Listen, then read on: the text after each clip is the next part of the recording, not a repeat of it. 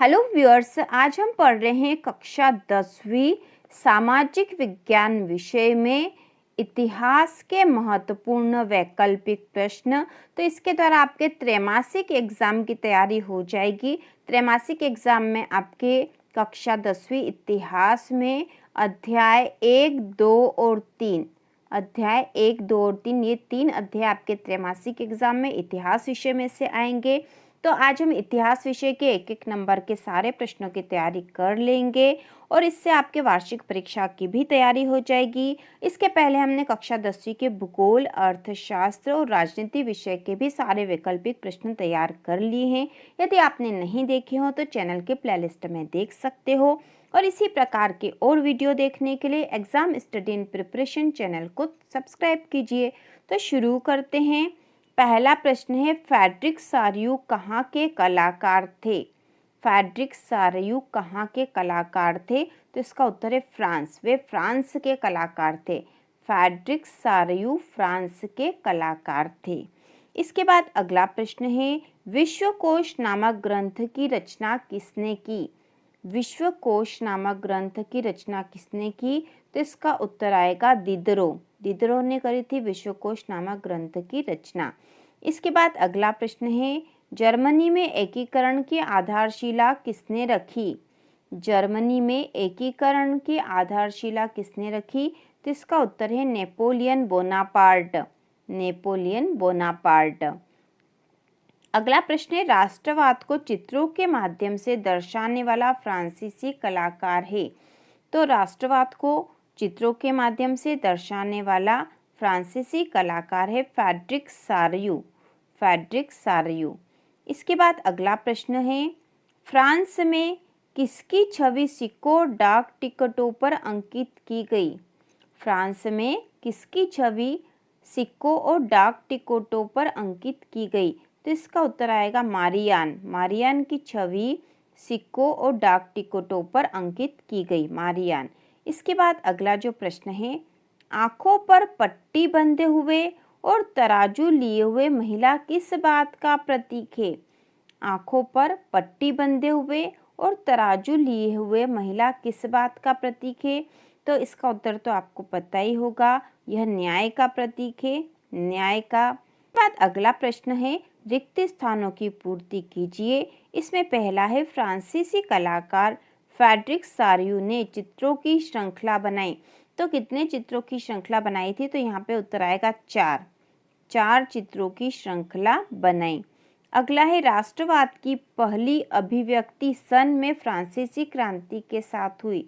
तो पहली अभिव्यक्ति कब हुई थी? सन 1789 में। सन 1700, यहाँ पे आएगा 1789 में फ्रांसीसी क्रांति के साथ हुई थी पहली अभिव्यक्ति राष्ट्रवाद की। अगला प्रश्न है, 1804 की नागरिक संहिता, जिसे आमतौर पर संहिता के नाम से जाना जाता है, तो इसे किस संहिता के नाम से जाना जाता है? तो इसका उत्तर आएगा नेपोलियन संहिता। ठीक है, ये वाला जो है नेपोलियन संहिता के नाम से जाना जाता है 1804 की नागरिक संहिता को। इसके बाद अगला प्रश्न है,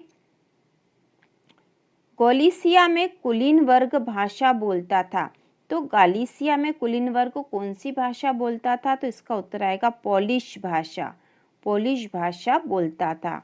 अगला प्रश्न है, 1871 के बाद यूरोप में गंभीर राष्ट्रवादी तनाव का स्रोत क्षेत्र है। तो 1871 के बाद यूरोप में गंभीर राष्ट्रवादी तनाव का स्रोत था बाल्कन। बाल्कन। इसके बाद अगला प्रश्न है, सही जोड़ी बनाइए। तो इसमें पहला, नेपोलियन की पराजय। नेपोलियन की पराजय हुई थी 1815 वाटरलू में। 1815 वाटरलू में। इसके बाद अगला है, वीना संधि का सदस्य नहीं। तो वीना संधि का सदस्य नहीं है, अमेरिका नहीं है। इसके बाद है, जूसेपे गैरिबाल्डी। जूसेपे गैरिबाल्डी जो है नाविक है। रक्त और लौह की नीति। तो रक्त और लौह की नीति है बिस्मार्क की। और मारियान की प्रतिमाएं राष्ट्रीय प्रतीक बन गई थी। तो इस प्रकार ये जोड़ी बनेगी। इसके बाद जो प्रश्न है, एक शब्द या वाक्य में उत्तर दीजिए। तो इसमें जो पहला है, स्टेट जनरल का नाम बदलकर क्या रख कर दिया गया? स्टेट जनरल का नाम बदलकर क्या कर दिया गया? तो इसका आ जाएगा answer national assembly. State general का नाम बदलकर कर दिया गया था national assembly. National assembly, state general का नाम नेशनल असेंबली कर दिया गया था। ठीक है, इसके बाद जो अगला प्रश्न है, 1813 में लाइस्पीक की लड़ाई हारकर फ्रांस से लौटते हुए डाकिये के रूप में किसे दर्शाया गया? तो किसे दर्शाया गया था? तो यहाँ आंसर आएगा नेपोलियन। नेपोलियन को दर्शाया गया था। अगला जो प्रश्न है, नेपोलियन ने इटली, यहाँ पे पर आएगा, इटली पर हमला कब किया? तो इसका आंसर आएगा 1797 में। इसके बाद अगला है, अर्थशास्त्र के प्रोफेसर फ्राइड्रिस्ट किस देश से थे? तो यह थे जर्मनी से। अर्थशास्त्र के प्रोफेसर फ्राइड्रिस्ट जर्मनी देश से थे। अगला है, लॉर्ड बायरन कौन था? तो लॉर्ड बायरन अंग्रेज कवि था। अंग्रेज कवि था।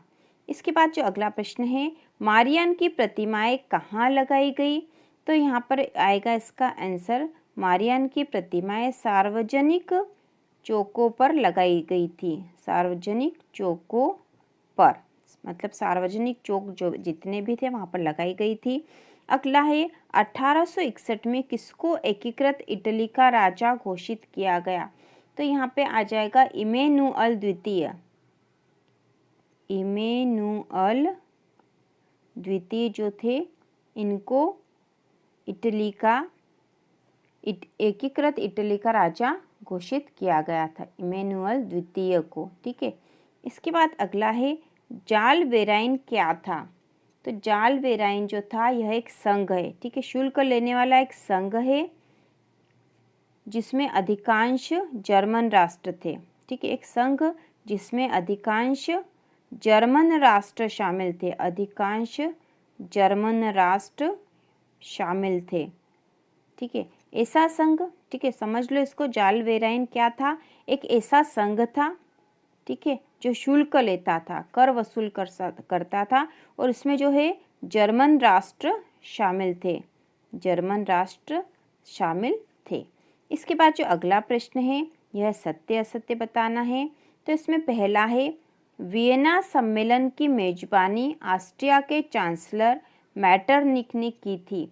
तो क्या यह सत्य है या असत्य? तो यह कथन है सत्य। अगला है, 1815 में स्थापित रूढ़िवादी शासन व्यवस्थाएं निरंकुश थी। तो यह भी सत्य है। इसके बाद तीसरा जो है, 19वीं सदी के मध्य में इटली 10 राज्यों में बटा था। ठीक है, यहाँ आ जाएगा बटा था, 10 राज्यों में बटा था। तो यहाँ पे आ जाएगा असत्य कथन, गलत है, असत्य है यह। इसके बाद है, 1804 की नागरिक संहिता को आमतौर पर, ठीक है, 1804 की नागरिक संहिता को आमतौर पर हिटलर की संहिता के नाम से जानते हैं। तो यह कथन भी असत्य है। इसके बाद अगला है, लाल टोपी, तिरंगा और कलगी स्वतंत्रता और गणतंत्र के चिन्ह थे। तो यह कथन सत्य है। ठीक है, सत्य कथन है यह।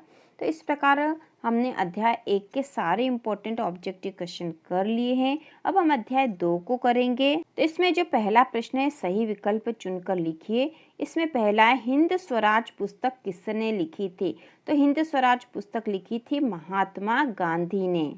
इसके बाद अगला है, चोरी चोरा की घटना कब हुई थी?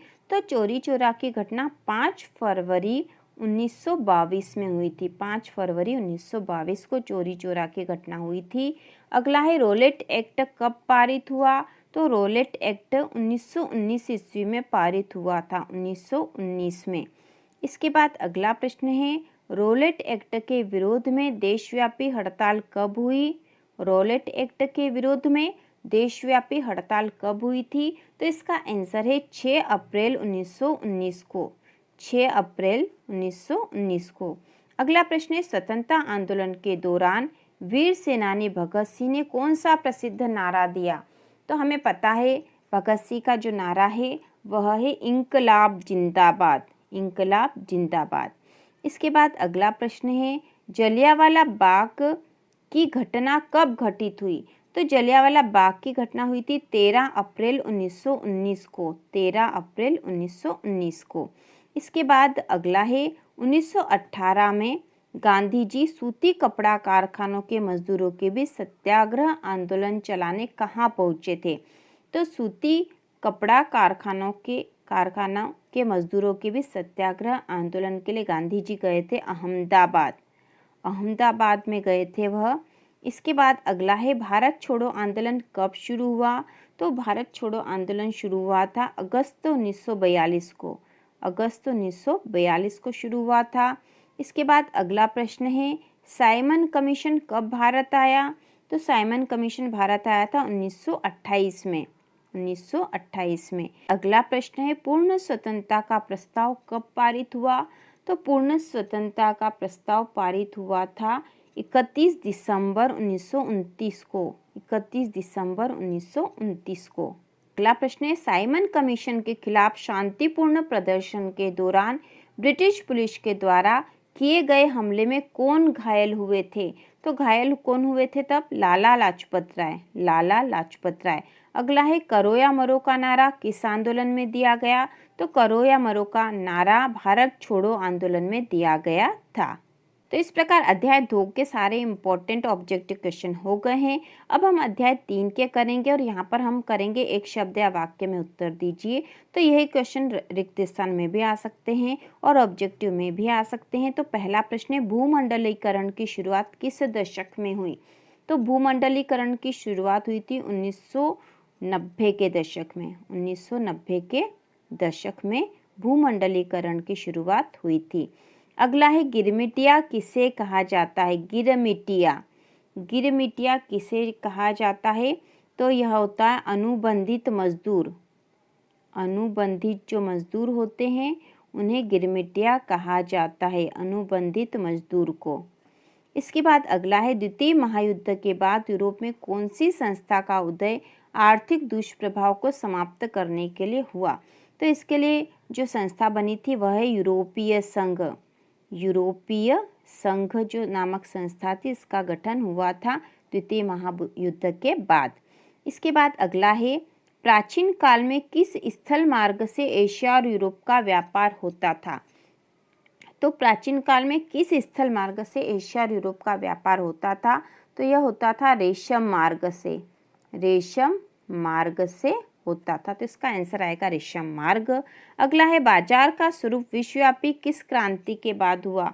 तो यह हुआ था औद्योगिक क्रांति के बाद। ठीक है, यहाँ इसका आंसर लिख लेते हैं औद्योगिक क्रांति के बाद, औद्योगिक क्रांति के बाद। ठीक है, इसके बाद अगला है ब्रेटन वुड्स सम्मेलन किस वर्ष हुआ? तो ब्रेटन वुड्स सम्मेलन जो हुआ था वह 1944 में हुआ था। इसके बाद जो अगला प्रश्न है विश्व बाजार के स्वरूप का आधार क्या है? विश्व बाजार के स्वरूप का आधार क्या है? तो यह आधार है वस्त्र बाजार, वस्त्र बाजार जो है वस्त्र बाजार। ठीक है, इसको लिख देंगे हम यहाँ पर वस्त्र बाजार। विश्व बाजार के स्वरूप का आधार क्या है? तो इसका आधार है वस्त्र बाजार। इसके बाद अगला है पहले विश्व बाजार के रूप में कौन सा शहर उभर कर आया था? तो पहले विश्व बाजार के रूप में जो शहर उभर कर आया था उसका नाम है अलेक्जेंड्रिया, अलेक्जेंड्रिया,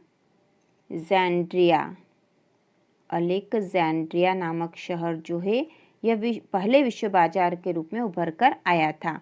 इसके बाद अगला है गिरमिटिया मजदूर बिहार के किस क्षेत्र से भेजे जाते थे? तो यह बिहार के पश्चिम क्षेत्र से भेजे जाते थे, बिहार के पश्चिम क्षेत्र से भेजे जाते थे।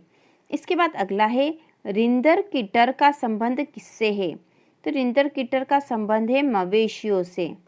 ठीक है, मवेशियों से या पशुओं से भी लिख सकते हैं हम, मवेशियों से। इसके बाद है IFM का पूरा नाम क्या है? तो IFM जो है इसका पूरा नाम हम लिख देंगे अंतर्राष्ट्रीय मुद्रा कोष, अंतर्राष्ट्रीय मुद्रा कोष, अंतर्राष्ट्रीय मुद्रा कोष जो है IFM का पूरा नाम है। अगला है नहर कॉलोनियाँ कहाँ थी? तो नहर कॉलोनियाँ जो है सिंचित क्षेत्र में थी, नहर कॉलोनियाँ कहाँ थी? सिंचित क्षेत्र में थी। इसके बाद अगला प्रश्न है, कॉर्न लॉ का संबंध किससे है? कॉर्न लॉ का संबंध किससे है? तो कॉर्न लॉ का संबंध है ब्रिटेन में मक्का पर लगाए गए प्रतिबंधित कानून से। ठीक है, तो यहाँ पे हम लिखेंगे कॉर्न लॉ का संबंध ब्रिटेन में मक्का पर लगाए गए प्रतिबंध से था। मक्का पर लगाए गए प्रतिबंध से था कॉर्न लॉ का संबंध। इसके बाद जो अगला और महत्वपूर्ण है, प्रथम विश्व युद्ध हुआ था। तो प्रथम विश्व युद्ध हुआ है 1914 से 1919। यह समय है प्रथम विश्व युद्ध का, 1914 से 1919 के बीच हुआ था। इसके बाद अगला है, भारत में ग्लोबलाइजेशन कब शुरू हुआ? तो भारत में ग्लोबलाइजेशन शुरू हुआ था सन 1991 में। अगला है, NEO क्या है? तो NEO है नई अंतर्राष्ट्रीय अर्थव्यवस्था। नई अंतर्राष्ट्रीय अर्थव्यवस्था, यह है NEO। इसके बाद अगला है, सिंधु घाटी सभ्यता के दौरान कौड़ियों का क्या उपयोग था? तो कौड़ियों का क्या उपयोग था? तो कौड़ियों का उपयोग होता था मुद्रा के रूप में। ठीक है, इसके बाद जो अगला प्रश्न है वह है, कॉर्न लॉ का संबंध किस देश से था? तो यह हमें पता है ब्रिटेन से था, क्योंकि ब्रिटेन में मक्का पे जो प्रतिबंध लगाए गए थे वही कॉर्न लॉ है, और यह जो है किस देश से है? ब्रिटेन से है। अगला है, अंतर्राष्ट्रीय मुद्रा कोष की स्थापना कब हुई? तो अंतर्राष्ट्रीय मुद्रा कोष की स्थापना हुई थी 1945 में। इसके बाद अगला है, नूडल्स किस राष्ट्र से पश्चिमी देशों में पहुंचे थे? नूडल्स किस राष्ट्र से पश्चिमी देशों में पहुंचे थे? तो ये चीन से पहुंचे थे। चीन में ज़्यादा उपयोग होता है नूडल्स का, और वहीं से ये पश्चिमी देशों में पहुंचे। इसके बाद अगला है, 1890 के दशक में रिंडरपेस्ट नामक बीमारी किस देश में फैली थी? तो रिंडरपेस्ट नामक जो बीमारी है अफ्रीका में फैली थी। अफ्रीका जो देश है यहाँ पर फैली थी। इसके बाद अगला है, प्रथम विश्व युद्ध कब लड़ा गया? तो हमें पता ही है प्रथम विश्व युद्ध जो है 1914 से 1919 के बीच लड़ा गया था। अगला है, द्वितीय विश्व युद्ध कब लड़ा गया? तो द्वितीय विश्व युद्ध 1939 से 1945 के बीच में लड़ा गया था। अगला है, 19वीं सदी में यूरोप के लगभग कितने लोग अमेरिका और ऑस्ट्रेलिया में जाकर बस गए? तो कितने लोग बस गए अमेरिका और ऑस्ट्रेलिया में जाके? तो इसका आंसर है 5 करोड़ लोग। 5 करोड़ लोग इन देशों में जाकर बस गए। तो इस प्रकार हमने अध्याय 3 के भी सारे महत्वपूर्ण वैकल्पिक प्रश्न कर लिए हैं, और इस प्रकार सामाजिक विज्ञान के चारों जो पुस्तकें उन सभी के हमने वैकल्पिक प्रश्न तैयार कर लिए हैं। अब इसके महत्वपूर्ण प्रश्नों के वीडियो आने वाले हैं। तो इसी प्रकार के और वीडियो देखने के लिए, कक्षा 10वीं की संपूर्ण तैयारी के लिए चैनल को सब्सक्राइब कीजिए।